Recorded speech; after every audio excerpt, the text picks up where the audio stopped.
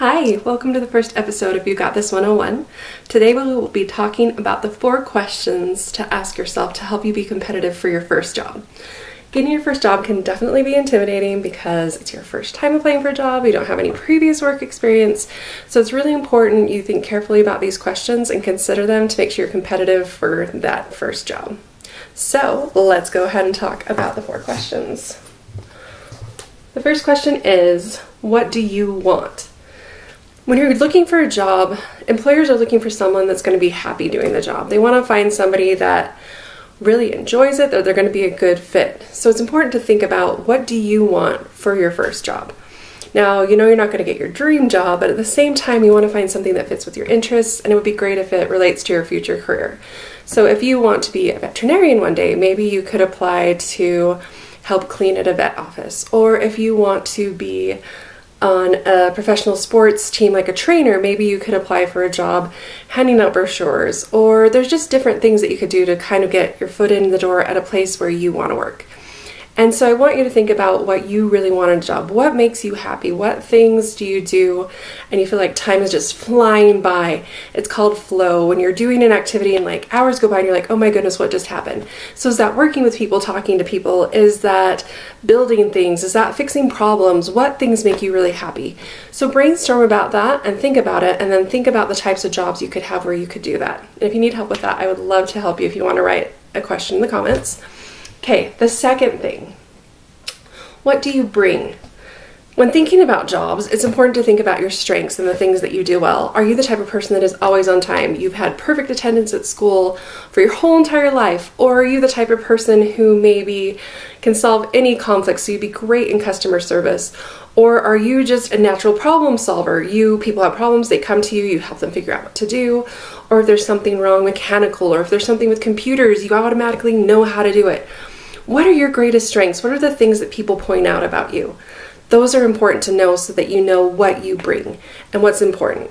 Okay, then once you know what you bring, you need to figure out, what do they want?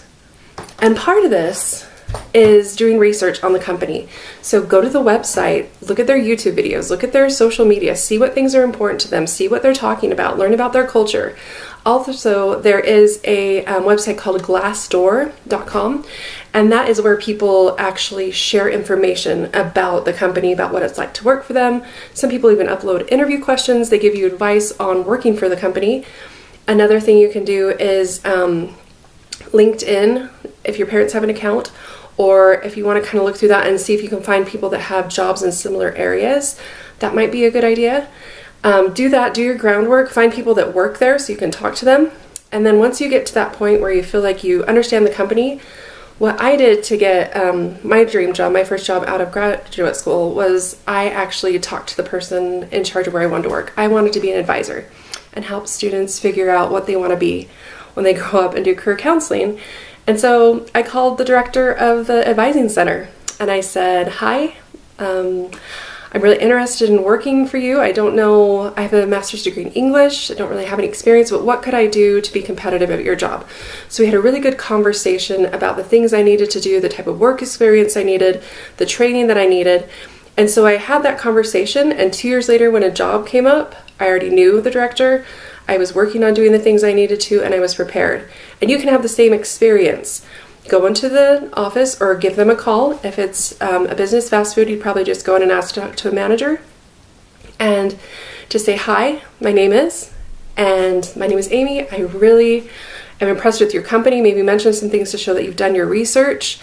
I'm very dependable. I'm great at problem solving. I love working with customers. What can I do? What are you looking for in an employee? And they'll be blown away because you're asking them what they're looking for, and that'll give them a chance to think about it, and it also shows that you care about them.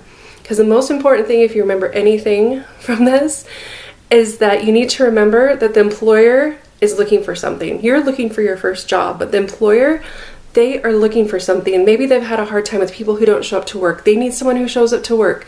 They need someone who can help with their customers. They need someone who's good at problem solving.